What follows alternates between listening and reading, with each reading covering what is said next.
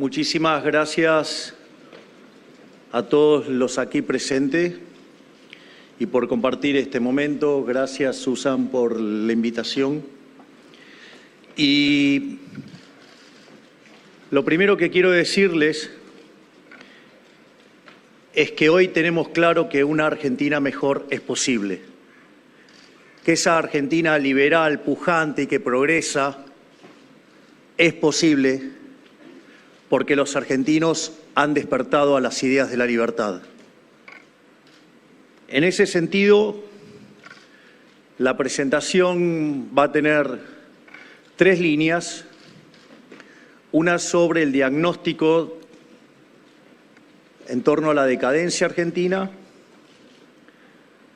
segundo, lo que tiene que ver con nuestro pensar de cómo se sale de esto, y en la última parte dejar algunas líneas de las cosas que nosotros creemos que hay que hacer y que efectivamente vamos a hacer si el 22 de octubre algunos argentinos más se suman a este proyecto de La Libertad Avanza, que es el único proyecto serio para hacer un cambio de 180 grados que ponga de pie a la Argentina e iniciar la reconstrucción. Respecto a lo que tiene que ver el origen de la decadencia argentina, nosotros eso lo hemos sistematizado en lo que definimos como el modelo de la casta. El modelo de la casta dice que donde hay una necesidad nace un derecho. Ahora, el problema radica es que las necesidades son infinitas y que si hay un derecho alguien lo tiene que pagar. Y si alguien lo tiene que pagar, les cuento que los recursos son finitos. Entonces, necesidades infinitas, recursos finitos, ahí hay un conflicto. Ese conflicto, los liberales tenemos claro cómo se resuelve con propiedad privada y con sistema de precios y sin interferencia del Estado. Ahora bien, esa no es la solución que le gusta a los políticos en general. En general prefieren la garra del Estado antes de que la mano invisible. Y en ese sentido, la solución que proponen, digamos, la instrumentación, queda bajo el rótulo de lo que se denomina la justicia social. Un concepto verdaderamente aberrante, salvo que estén a favor del trato desigual frente a la ley y el robo, porque eso es lo que es la justicia social. Es robarle a alguien para dárselo a otro, es decir, un robo y un trato desigual frente a la ley, algo verdaderamente aberrante, que además tiene consecuencias sobre el deterioro de los valores morales y sobre el comportamiento de los individuos a punto tal que convierte a la sociedad en una sociedad de saqueadores. Ese esquema de política basada en la justicia social, la consecuencia es que se traduce en déficit fiscal. Tema no menor porque desde inicio del siglo XX hasta hoy, de 122 años, tuvimos déficit durante 112.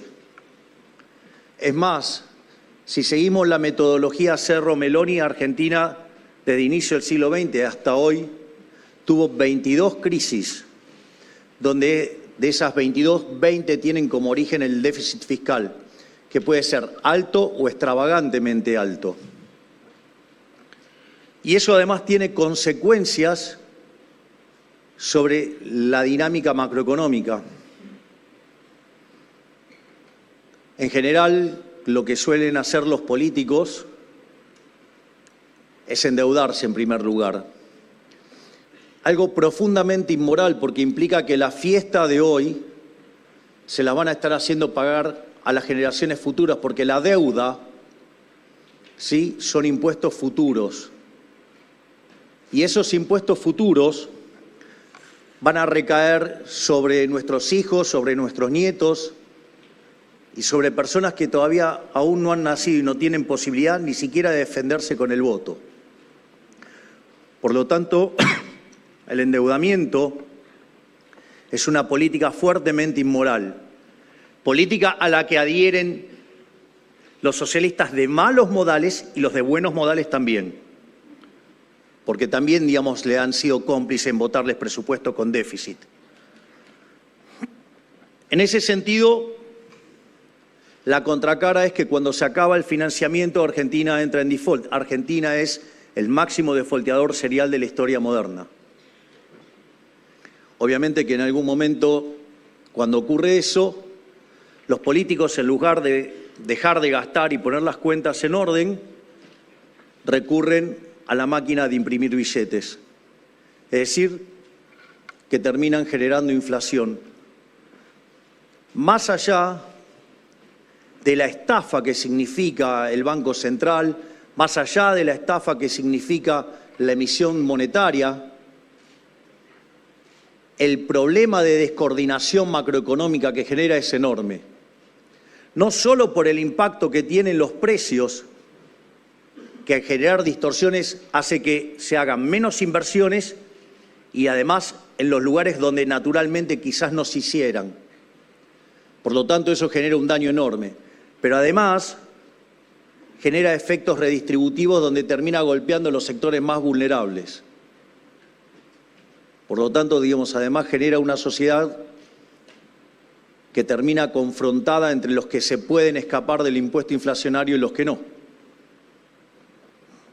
Situación que los políticos utilizan además para enfrentar a la sociedad en busca de un rédito político. Y por otra parte, bueno, ni que hablar de la historia inflacionaria argentina, ¿no? Previo a tener el Banco Central, porque les cuento que el Banco Central es de 1935, antes no había Banco Central.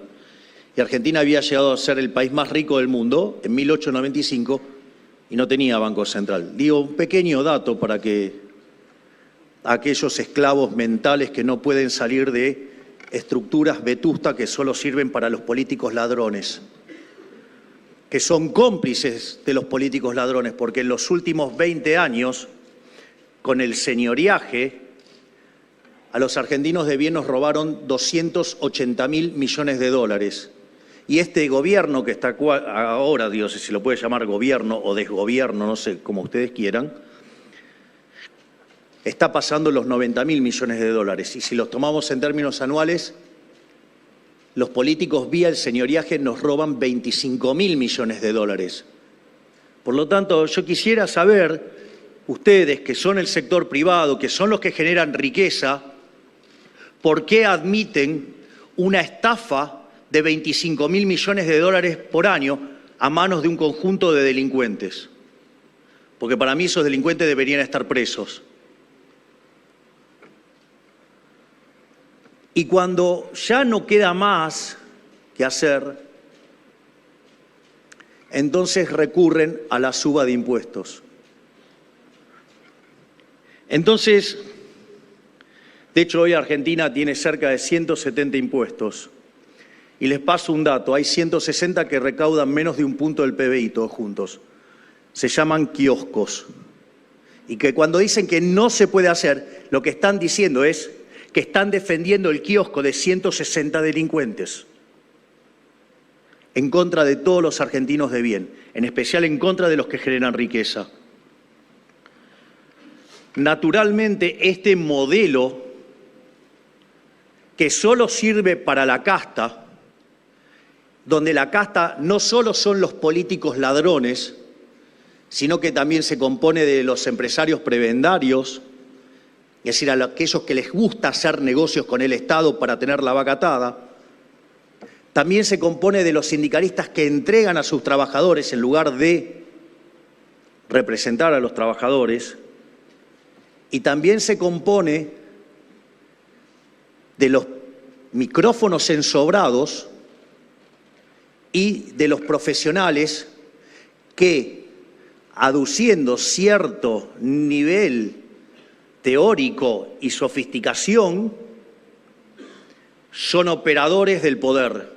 Llámese los economistas que defienden las atrocidades de los políticos, eso que dicen no se puede ajustar. ¿Y cómo eran las cuentas de Argentina en términos de tamaño del Estado antes de que llegara el kirchnerismo? ¿O acaso cuando dicen que no se puede ajustar están avalando las aberraciones que hicieron los kirchneristas durante 16 años? Vamos,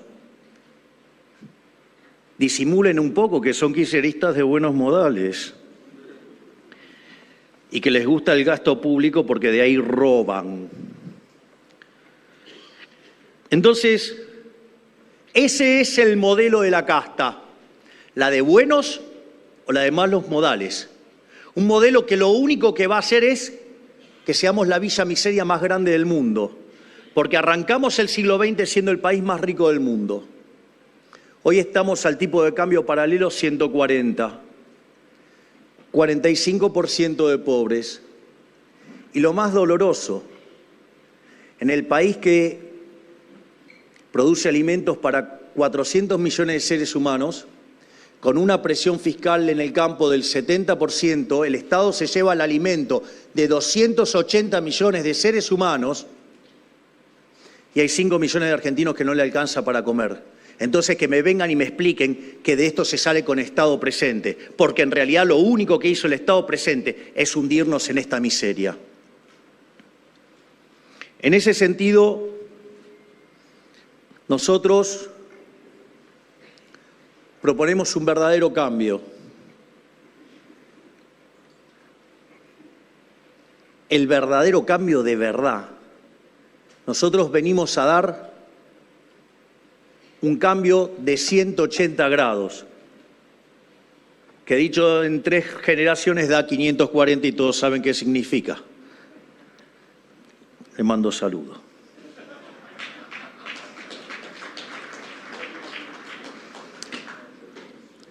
En ese sentido, lo que nosotros proponemos es el modelo de la libertad. El modelo de la libertad está inspirado y sintetizado de manera brillante por el máximo expositor de nuestras ideas a lo largo de toda la historia, aún por encima de Alberdi, que es Alberto Venegas Lynch, hijo, que además tenemos el privilegio de que uno de sus hijos, Berti, sea nuestro primer candidato a diputado nacional por la provincia de Buenos Aires. ¿Cuándo se imaginaron tener en la Cámara semejante lujo de legisladores que somos los que proponemos nosotros? Pero al margen de eso, la referencia es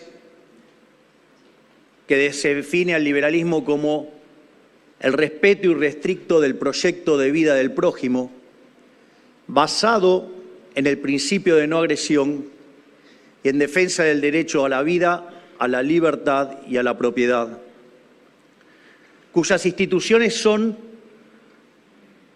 la propiedad privada, los mercados libres de intervención estatal, la competencia entendida como libre entrada y salida, la división del trabajo y la cooperación social. Y donde solamente es posible ser exitoso sirviendo al prójimo con bienes de mejor calidad a un mejor precio. Es decir, a aquellos que les va bien en el capitalismo de libre empresa son héroes. Es decir, aquellos que crean riqueza son premiados por el mercado porque le arreglan la vida a la gente, hace que la vida sea mejor para todos. Algo que parece que ciertos lugares de Argentina no se entiende. Es decir, es más, le voy a dar hay una frase de Milton Friedman que es maravillosa. Dice, ¿cuál es hablando sobre la responsabilidad social de los empresarios? Entonces Milton Friedman dice, ¿saben cuál es? Ganar plata. Porque si ustedes ganan plata, quiere decir que están sirviendo al prójimo con bienes de mejor calidad a un mejor precio, le están arreglando la vida a la gente. Es decir, aquellos emprendedores que le va bien son héroes, son benefactores sociales. Muchachos, son ustedes son los que tienen que poner de pie a la Argentina. Yo me comprometo a sacarles el Estado de encima. En ese sentido, es más, ¿Cuáles son los resultados del modelo que nosotros proponemos? Miren, aquellos países que son más libres son 8 veces más ricos que los reprimidos. No solo eso, sino que además el decil más bajo de la distribución está 11 veces mejor que su par en el país reprimido. Es más, dado el formato de la distribución del ingreso, que sea el formato de una chi cuadrado, de una log normal, o también conocido como distribución Pareto, donde el ingreso mediano está por debajo de la media, aquellos que están en el decil más bajo del país libre está mejor que el 90% de la población que la del país reprimido. No solo eso, hay 25 veces menos de pobres en el formato estándar y 50 veces menos en el formato extremo. Es más, la gente vive un 25% más. Por lo tanto, ¿por qué tanto miedo a las ideas de la libertad? Miren, por una mera cuestión de dominancia estocástica, la única opción verdadera y válida somos nosotros. Pueden quedarse con el modelo de la casta, con la casta de buenos o de malos modales. Y eso es, ustedes van a terminar pobres, miserables, en la ruina. Al menos en términos estocásticos, estamos mucho mejor. Pero, dicho esto, ¿cuál es la implementación? Y ahí nosotros lo que estamos planteando son 3 familias de reformas. O sea, hay 3 generaciones de reformas.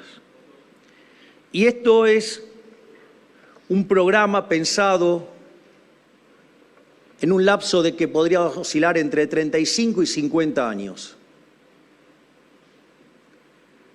Y esto significa además que como proyecto excede ampliamente a mi vida política. Por eso nosotros siempre con Victoria hacemos el énfasis, gracias por estar, siempre hacemos el énfasis de determinar las bases de la nueva Argentina. Es decir, nosotros sabemos que es un camino largo, que en muchos aspectos nosotros vamos a estar sembrando las semillas de un árbol que nosotros no vamos a disfrutar de esa sombra, pero alguien lo tiene que hacer. Y por eso nosotros hemos presentado esta visión de largo plazo, determinando los parámetros institucionales bajo el cual deberíamos movernos para volver a replicar este milagro. Porque dicho sea de paso, esto nosotros ya lo hicimos. Lo hicimos en 1860, cuando se anexó Buenos Aires y se puso en marcha la Constitución de Alberdi. Y de ser un país de bárbaro, en 35 años nos convertimos en la primer potencia mundial. Y que además de donde se aplica el modelo siempre funciona. El problema radica hoy es que la solución está en manos del problema, o al menos eso se pensaba antes de las PASO. En ese sentido, tiene que quedar claro que una Argentina distinta es imposible con los mismos de siempre. Tiene que quedar claro que no podemos esperar resultados distintos si siempre vamos a hacer lo mismo. Tiene que quedar claro que si es a todo o nada, cuando se plantea la ley de alquileres, se va por la derogación, no por un poquito menos de control, se va por la derogación. Los derechos de propiedad se respetan en serio, no cosméticamente para quedar bien. En ese sentido, nosotros lo que consideramos es que, dadas las circunstancias políticas y del sistema, el foco lo voy a hacer sobre lo que nosotros llamamos las reformas de primera generación. Y les diría que hay 4 bases fundamentales sobre esas. Lo primero es la reforma del Estado. En la reforma del Estado nosotros, en principio, estamos hablando de bajar gastos, de bajar impuestos y de eliminar regulaciones. En ese sentido, el primer elemento de la reforma del Estado es, vamos a arrancar haciendo una reforma de la ley de ministerios y nos vamos a quedar solamente con 8 ministerios, que es el Ministerio de Economía, Relaciones Exteriores, Infraestructura, Capital Humano, Seguridad, Justicia, Defensa y Ministerio del Interior.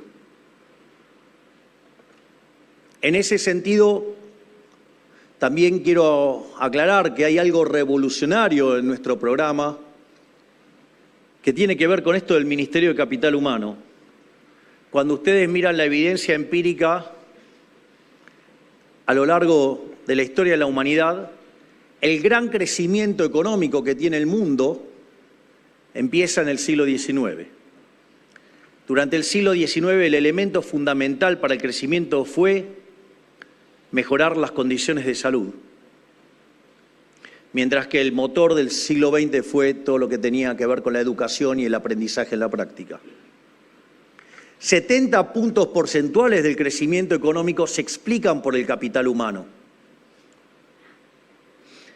Por lo tanto, digamos, aquellos que quieran hablar de hacer una Argentina mejor, los invito a debatir sobre capital humano, a ver cuántos saben. O solo balbucean frases repitiendo a otros. En ese sentido, nuestro Ministerio de Capital Humano se va a ocupar de niñez y familia, se va a ocupar de la salud, de la educación y de la integración al trabajo. Vamos a cambiar la forma de mirar la política social. Se terminó la cultura de la dádiva, se terminó esto de que te doy el pescado.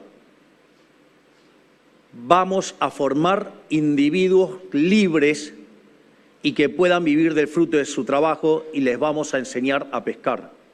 Se terminó este modelo de esclavitud donde se lleva a los sectores más vulnerables a situaciones precarias tal que logren esclavizarlos. Se acabó la esclavitud en Argentina.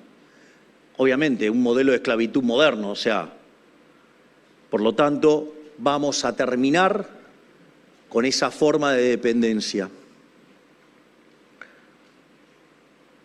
A su vez, nosotros proponemos una drástica reducción del gasto público. Claramente, ¿qué le van a decir los vividores del gasto público? Que eso no se puede, que eso no se puede tocar, que es una exageración. Sí, claro, es una exageración porque ellos muerden de ahí. Entonces nosotros estamos dispuestos a terminar, por ejemplo, con la obra pública. O sea, nosotros en rigor no decimos que no va a haber obras de infraestructura. Las va a haber, pero las va a haber como son, por ejemplo, en Chile, en un sistema de iniciativa privada. Es muy interesante porque días atrás se mostraba, yo no lo podía obviamente retuitear ese video porque estábamos en veda electoral, pero era una persona que iba en una ruta chilena y de repente pasa al lado argentino. Entonces se veía cómo era la ruta que construía el sector privado en Chile y cómo era la de Argentina, que era difícil verla. La cobraron, pero que no la hicieron. Entonces, se puede hacer de otra manera, de una manera, tal como decía Bastiat, de evitar que el dinero pase por las porosas manos de los políticos. Obviamente, un político que va a decir que eso es imposible. Claro, imagínense la que dejan de llevarse. No solo eso, otra cosa que también hay que eliminar son las transferencias discrecionales. Eso se logra, es un caso de once for all, o sea, es una vez para siempre. y que tiene que ver, algunos economistas lo podrían llamar licuación, y tiene que ver con los recursos extraordinarios que se generan por encima de los presupuestados como consecuencia de la aceleración inflacionaria. Eso también permite hacer un ajuste muy fuerte, y ese es uno de los ajustes que más le duele a la política, porque esas transferencias se hacen desde el Poder Ejecutivo hacia las provincias, en especial aquellas provincias que son más opacas fiscalmente. Se imaginarán por qué. Otras cosas que nosotros proponemos es la eliminación de los subsidios económicos. Y lo que proponemos es a una recalibración de la ecuación económica financiera de los contratos. Para aquellos que tienen formación en finanzas, que obviamente esto mis competidores no lo pueden decir porque no saben ni siquiera calcular un valor actual neto. Miren, nunca es dura la verdad, lo que no tiene es remedio. Ustedes no le pueden pedir, tío, peras al olmo. Entonces, en ese sentido, lo que está implicando esto es que la TIR del flujo de fondos de la firma nunca va a estar por debajo del WACC. Vaya condición de respetar la base de capital y para que uno pueda hacer proyectos en condiciones de seguridad jurídica y confianza como para poder hacer las inversiones. Donde además en los contratos es donde vamos a agregar estas cláusulas, porque a diferencia de lo que fue todo el proceso de llevar al CIADI, es un proceso largo y que se destruye muchísimo valor. Al estar incorporada dentro de los propios contratos, eso hace que sea mucho más ejecutivo y que, por ejemplo, en el caso de México funcionó de manera fenomenal. Es decir, se va a respetar el derecho de propiedad a rajatabla.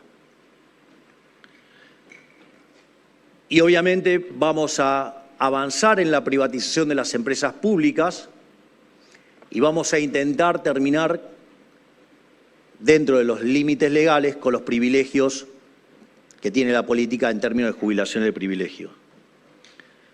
Eso lo que nos va a asegurar es no solo que vamos a poder alcanzar el equilibrio financiero, es decir, un déficit fiscal cero de verdad, o sea, en la línea financiera, sino que además nos va a permitir contar con recursos adicionales como para poder emprender la reforma fiscal y simplificación del sistema tributario argentino, donde nuestro objetivo es un acuerdo con las provincias para llevarlo a 10 impuestos y que además sean más bajos. Es más, de hecho, en lo que tiene que ver, esto es un punto muy importante, con la recalibración de la ecuación económica financiera de los contratos, una de las cosas que nosotros proponemos y que lo vamos a extender para toda la economía es la eliminación del impuesto a las ganancias que son reinvertidas, sin además cobrar impuestos por la ganancia de capital que se genere al momento de liquidar la empresa. Así no hay que estar armando estructuras financieras paralelas para poder sacar la plata como en formato de intereses que son dividendos encubiertos. Es decir, con lo cual le vamos a meter un cañón de flujo de fondos enorme a las empresas. ¿Para qué? Para que inviertan, porque de acá se sale invirtiendo. Y cuando ustedes invierten, no solo que aumenta la productividad, aumenta el empleo, mejoran los salarios y mejoramos todos. Hay que entender que esa disputa que tratan de plantear desde algunos sectores que ponen a los empresarios como enemigos de los trabajadores, eso es un error. Esto es un proceso de cooperación social. Si a los empresarios les va bien, a los trabajadores les va bien y a los argentinos de bien les va bien. A los únicos que les va a ir mal en mi modelo es a los políticos ladrones, que son los que hicieron de este país el infierno que es y que camina la ruina a la que camina.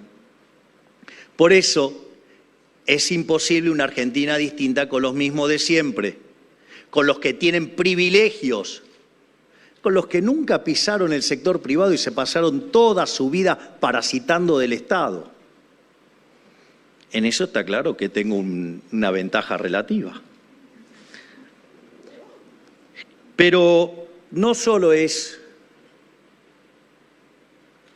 la reforma en términos de bajar gastos, de bajar impuestos, también estamos avanzando en una ambiciosa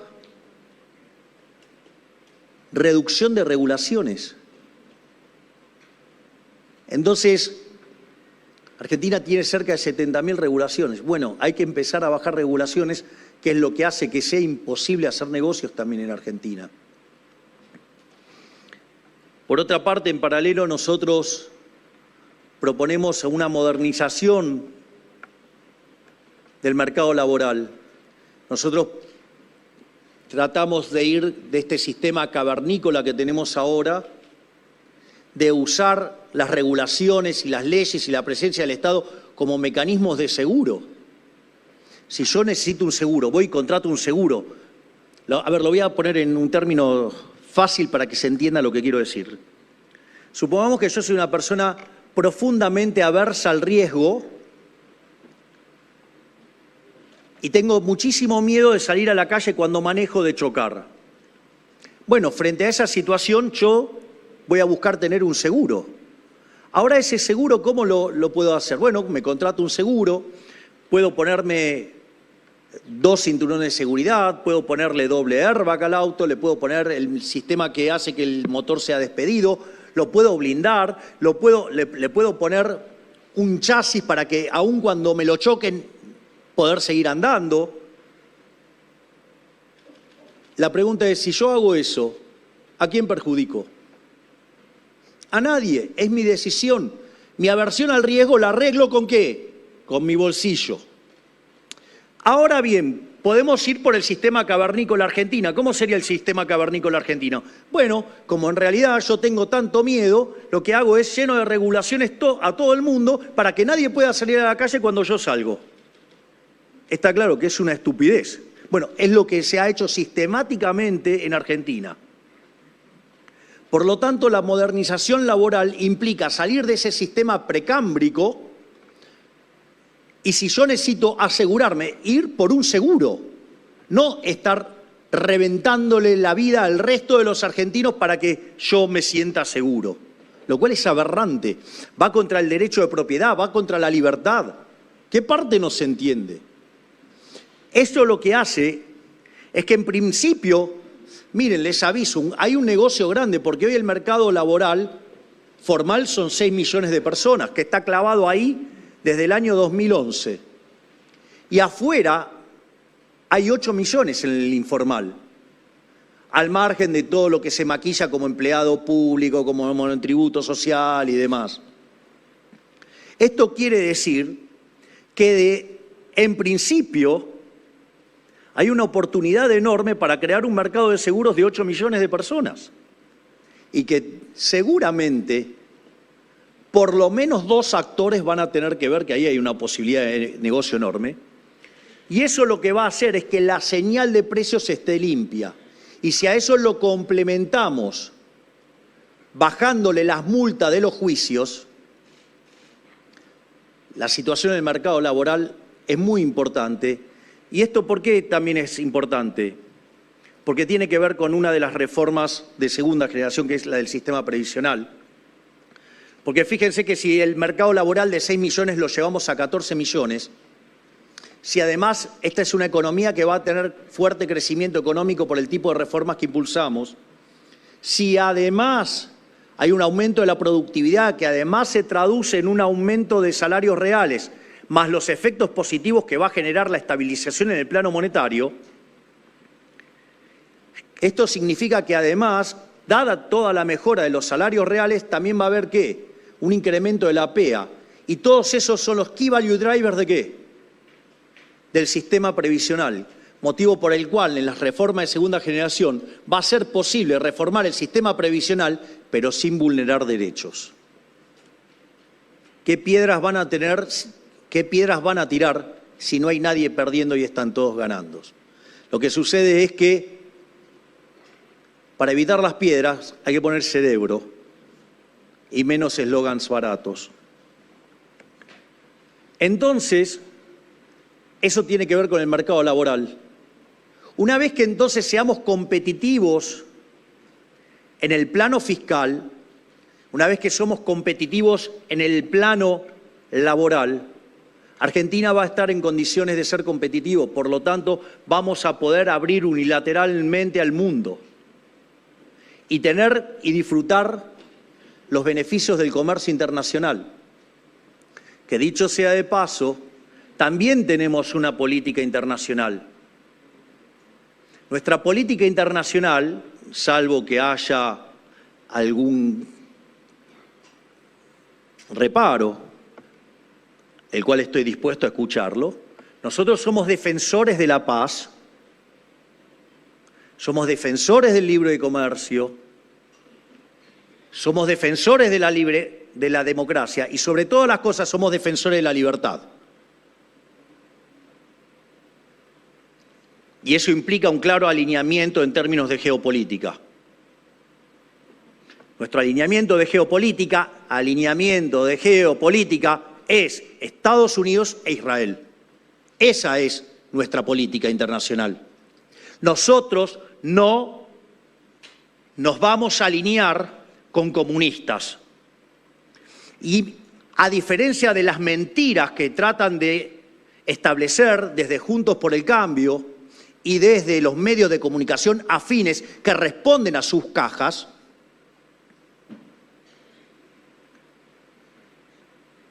eso no quiere decir que el sector privado pueda comercializar con quien se le dé la gana.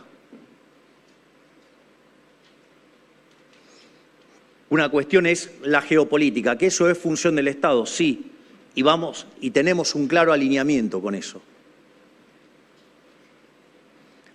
El comercio debería ser libre y los privados pueden comercializar con quien quieran. Lo que pasa es que la diferencia es que los colectivistas esto no lo entienden. Creen que tienen que estar poniendo la mano y digitando todo. Entonces dicen, no, ¿cómo vamos a dejar de comercializar con Brasil? ¿Cómo vamos a dejar de comercializar con China? Yo no dije que no hay que comercializar ni con China ni con Brasil. Lo que estoy diciendo es que es una cuestión del sector privado en la cual no me tengo que estar metiendo. Tengan cuidado porque a muchos los focus group le dicen que se tienen que disfrazar de liberales. Pero cuando los rascan un poquito, les sale el intervencionismo y el comunismo por todos lados. Una vez cerrado este conjunto de reformas que son del plano real, eso le va a garantizar a la Argentina, acorde a la evidencia empírica, 15 años de muy fuerte crecimiento económico. Por lo tanto, va a haber negocios para hacer por todos lados. Vamos, muchachos, tiempo de aprovechar. Siempre gana más el que entra primero que el que entra segundo. Pero, obviamente, esto no es todo. Si hay algo que ha quedado claro a lo largo de las distintas etapas de la campaña que hemos estado haciendo, es lo que tiene que ver con nuestra propuesta en el plano monetario y que busca a la postre cerrar el Banco Central. Ahí han hecho en distintos lugares distintas críticas y nosotros tenemos 4 argumentos por los cuales hay que dolarizar. El primero es un argumento de índole moral. La pregunta es, ¿alguno de los que están en esta sala considera que robar está bien?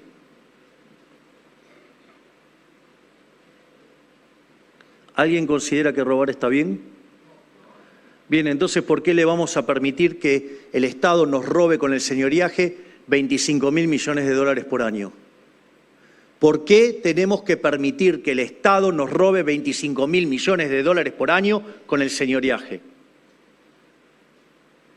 Es más, no se puede ser tan delincuente de decir, ay, esto va contra la soberanía porque le vamos a transferir recursos a los Estados Unidos vía impuesto inflacionario. Mire, si ustedes van a ser robados de todas maneras, Entre el ladrón que le va a robar 20 y el que le va a robar 1, seguramente se van a quedar con el que roba 1. Bueno, esto es igual. Pero lo interesante es que lo van a decidir los individuos, porque como va a haber competencia de monedas, ustedes deciden quién es el que le roba o el que le roba menos. Es más, competencia de monedas significa que ustedes eligen la moneda que quieren. Entonces, ustedes si son petroleros, por ejemplo, pueden hacer sus contratos en WTI. Si ustedes están en el sector del gas, pueden hacerlo con BTU. Si ustedes son sojeros, lo pueden hacer con el precio de la soja en Chicago. Es más, aquellos economistas toscos, duros de mente, con anteojeras ideológicas, dice la inflexibilidad de los precios a la baja. Le hago una pregunta, ¿ustedes son empresarios? ¿Acaso ustedes no conocen los mercados de futuros? ¿Ustedes no conocen los mercados de opciones? ¿Acaso ustedes no saben cubrirse de esos riesgos? ¿Cómo le van a tolerar a un econochanta que les diga qué pueden hacer o no? No me protejas, no necesito que me cuides, necesito que te corras. Es más, si lo que les preocupa son las rigideces del mercado laboral, se arregla con legislación laboral. Es decir, si tengo un mercado laboral inflexible, tengo que corregir la inflexibilidad, no lo corrijo con política monetaria, porque entonces corrijo con política monetaria la inflexibilidad en el mercado laboral, corrijo con política monetaria la inflexibilidad de los precios, corrijo con política monetaria los shocks externos, corrijo con política monetaria porque quiero cambiar la distribución del ingreso, corrijo con política monetaria el déficit fiscal. Bueno, por eso le hemos sacado 13-0 a la moneda, vamos camino a 3 más, tuvimos 2 hiperinflaciones sin guerra y Argentina ha hecho un desastre. El otro argumento es de índole técnico. Ustedes pueden tener un producto maravilloso, pero si ese producto no lo quiere nadie, el precio es 0. Nadie quiere tener pesos. Todo el mundo, y con motivo, sobrados motivos, y que los aplaudo, desprecian la moneda que emite el político argentino, lo cual lo avalo, me parece fantástico. Por lo tanto, el valor de los saldos reales de equilibrio es 0, salvo que estén a favor de la violencia. La violencia monetaria se llama curso forzoso. Pero si les damos libertad, nadie querría tener los pesos. Eso significa que si yo me empeño en querer poner una determinada cantidad de dinero, la contracara va a ser un nivel de precios tendiendo a infinito. Es decir, vivo en una economía inflacionaria. Hello, aquí estamos. Además, fíjense, ¿a ustedes les parece bien que alguien pueda hacer algo libremente y otra persona por hacer exactamente lo mismo vaya preso? ¿A alguno de ustedes se les ocurrió imprimir billetes? No se les ocurrió a nadie. ¿Por qué creen que no lo hacen? Porque van a ir presos, porque es una falsificación. Entonces, ¿por qué, digamos, eso es lícito para que lo haga el Estado? ¿Y por qué es ilícito que lo hagamos nosotros? Muchachos, rompan los grilletes, salgan de la esclavitud mental, no se dejen robar por un conjunto de delincuentes llamados políticos. Sean libres, no se dejen estafar, porque esos mismos son los que todo el tiempo les meten la mano en el bolsillo. Esos mismos son los que han hecho que este país sea una miseria, que este país sea una vergüenza. Les propongo que nos pongamos de pie, seamos libres y volvamos a ser grandes nuevamente. En ese sentido, después hay propuestas técnicas. Nosotros tenemos en este momento 4 propuestas técnicas para dolarizar. Y si apareciera alguna nueva, la vamos a estudiar también. Hay algunas que me gustan más, hay otras que me gustan menos. Pero mi compromiso, y el de Victoria, y el de La Libertad Avanza, es que vamos a terminar con la inflación y vamos a terminar con la inseguridad. Que dicho sea de paso, va a ser la primera vez en la historia argentina que un vicepresidente va a tener a cargo la injerencia sobre dos ministerios, que es el Ministerio de Seguridad y que es el Ministerio de Defensa, para ponerle todavía más cosas novedosas a nuestro gobierno. Y de esas alternativas, nosotros tenemos un compromiso y un mandato para terminar con la inflación. Y lo vamos a intentar como sea. Vamos a hacer todos los esfuerzos que estén al alcance. Nuestra solución de primer mejor es eliminar el Banco Central. Eso también hay una discusión teórica y de telarañas que tienen los economistas en la cabeza, pero no es de este lugar esa discusión. Pero lo que quiero decir es, si por todos los canales institucionales por los cuales vamos a aprobar terminar con el Banco Central para terminar con la inflación definitivamente, si aún así no pudiéramos, vamos a sobrereaccionar el ajuste fiscal y vamos a impulsarle más resultado fiscal primario, más resultado fiscal financiero. ¿Para qué? Para sacar dinero de la calle. Nuestro compromiso con terminar con la inflación no es negociable. Y si la política, porque quiere seguir robando, no nos deja pasar esas reformas, sobrereaccionaremos el ajuste fiscal para que le duela más todavía a la política.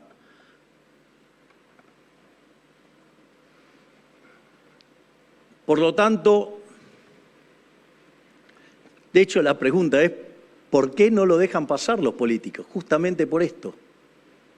No lo dejan pasar porque ellos se benefician de estos. Nos roban entre 5 y 6 puntos del PBI por año. Es decir, nos roban cerca de 25.000 a 30.000 millones de dólares por año. Obviamente que pagan a ejército de ladrones, de delincuentes, de sicarios, para decir que esto no se puede. Bueno, yo no vine para quedarme llorando y que no se puede. Seguramente cuando en 1860 se empezó a aplicar la Constitución de Alberdi, ¿saben lo que dijeron? No se puede. O aquellos que liberaron, digamos, a los esclavos en 1813, le dijeron, en ninguna parte del mundo se hace eso. Nosotros estamos convencidos. Lo importante es no solo que sabemos lo que hay que hacer, sabemos cómo hacerlo, pero sobre todas las cosas tenemos la férrea convicción de que de esto se sale con más libertad, no con menos libertad. Y si nosotros abrazamos las ideas de la libertad, no tengan ninguna duda que dentro de 35 a 50 años Argentina va a estar de pie y va a ser una potencia mundial. Muchísimas gracias.